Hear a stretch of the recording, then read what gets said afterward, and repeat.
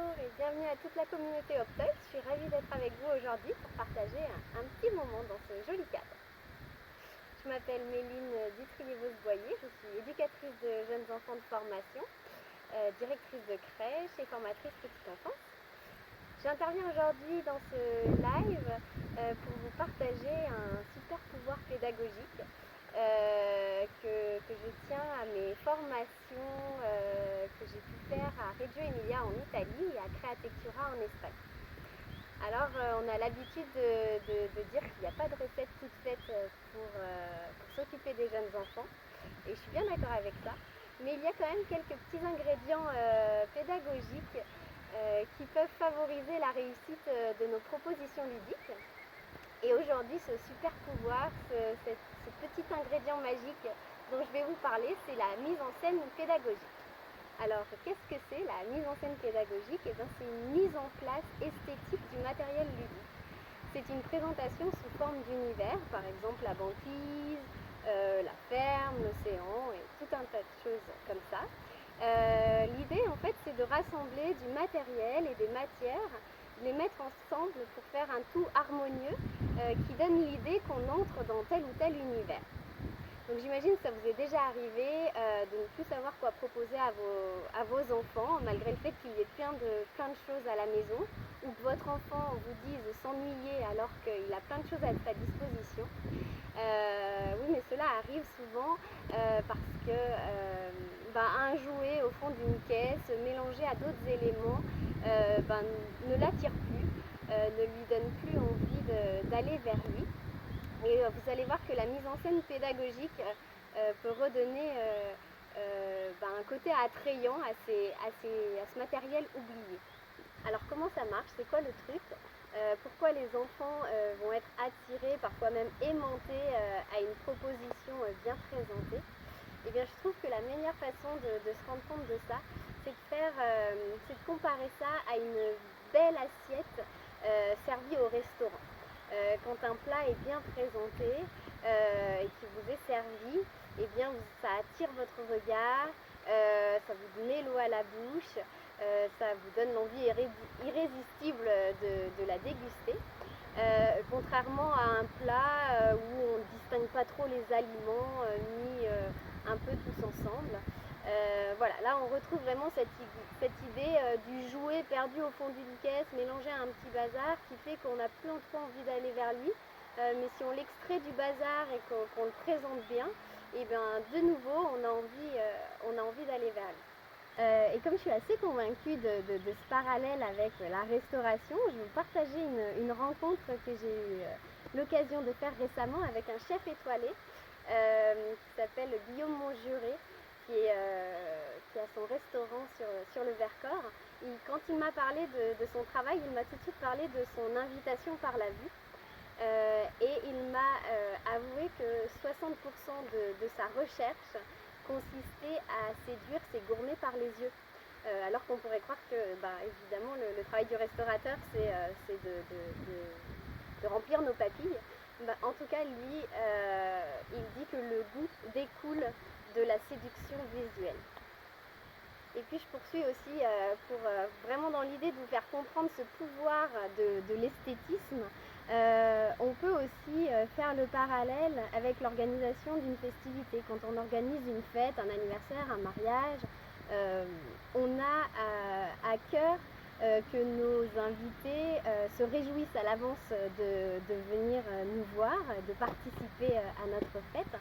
Du coup, on va accorder beaucoup de soin à notre invitation. Et puis le jour J, on a envie qu'ils se sentent bien, qu'ils restent le maximum de temps avec nous.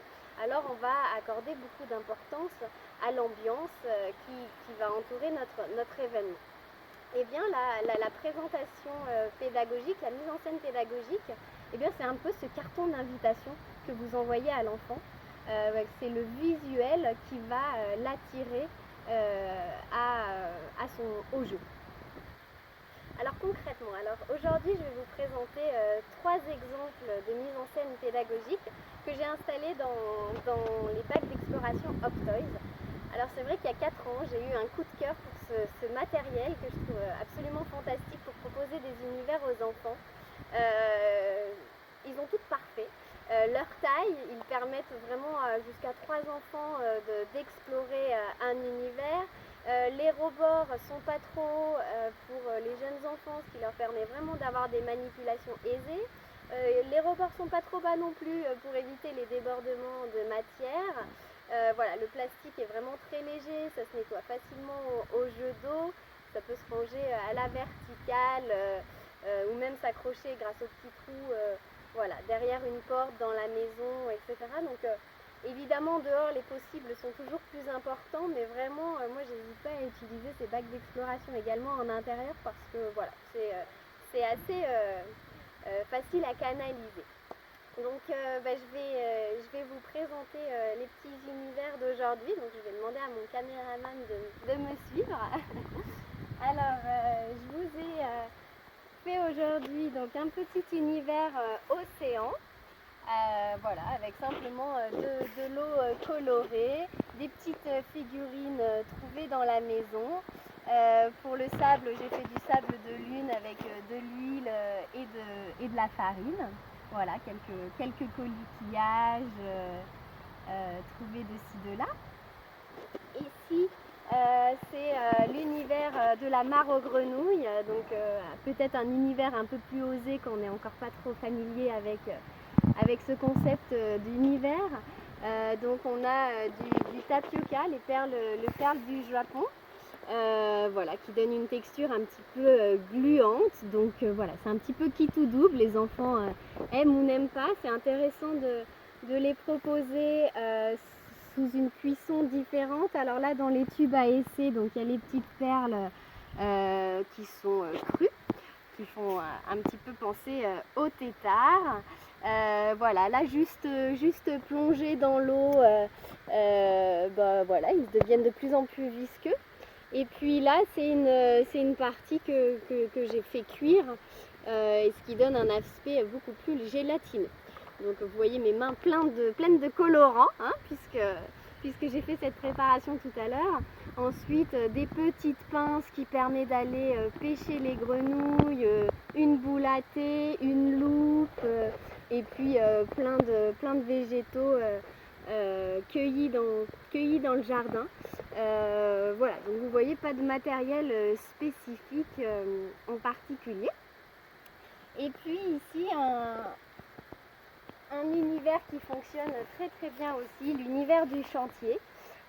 Voilà, des cailloux ramassés, des bouts de cornières de bois, là aussi des planches de bois qui s'imbriquent, des cailloux, des bouts de goulotte pour faire des tunnels, une descente pour pouvoir imaginer des chantiers sur 2 étages, le chargement de camions bennes. Voilà les 3 univers que j'ai mis en place pour aujourd'hui. J'ai partagé à Optoys plein d'autres univers que j'avais pu mettre en place auparavant. Donc je crois qu'il y aura un petit article de blog qui va reprendre cette idée de mise en scène pédagogique, et du coup vous pourrez voir plein d'autres idées possibles à mettre en place dans ces bacs d'exploration. Vous avez également quelques visuels si vous le souhaitez sur mon site internet de la Pédagogie ou sur Instagram. Alors comment faire chez vous? Alors déjà, pensez à un univers, soit un univers qui vous plaît à vous en tant qu'adulte, ou alors créer un univers qui correspond à un intérêt particulier de votre enfant en ce moment. Ensuite, rassembler du matériel. Donc vraiment, n'hésitez pas, faire des mises en scène pédagogiques ne nécessite pas forcément d'investir dans des choses, sauf si vous pensez à un univers très particulier où il vous manque par exemple des figurines ou autre. Mais vraiment l'idée, c'est une activité qui peut être très simple, accessible à tout le monde. Allez piocher dans les tiroirs de jeux de vos enfants, au fond des caisses. Moi, je vous avoue que la cuisine et le garage sont mes lieux préférés pour aller trouver du matériel. Les passoires, les bouts de goulotte, les bouts de bois. Voilà, le tout après, c'est de retrouver son matériel dans la maison. Mais voilà, vraiment, il n'y a pas besoin d'acheter forcément des choses. L'idée après, voilà, c'est d'associer tout ce que vous allez trouver pour donner une idée d'un univers spécifique. Ensuite, pour agencer, donc soit vous avez cette possibilité du bac Optoys. Si vous n'avez pas forcément l'idée de l'acquérir, peut-être que vous pouvez utiliser aussi ces caisses de rangement transparentes qu'on glisse d'habitude sous les lits. Ça peut faire aussi bac d'exploration sans souci. Alors je vais vous confier peut-être 5 éléments clés qui sont importants à retenir pour réussir, si je peux dire, vos mises en scène pédagogiques. La première et certainement la plus importante, c'est d'oser mettre du réel dans vos univers.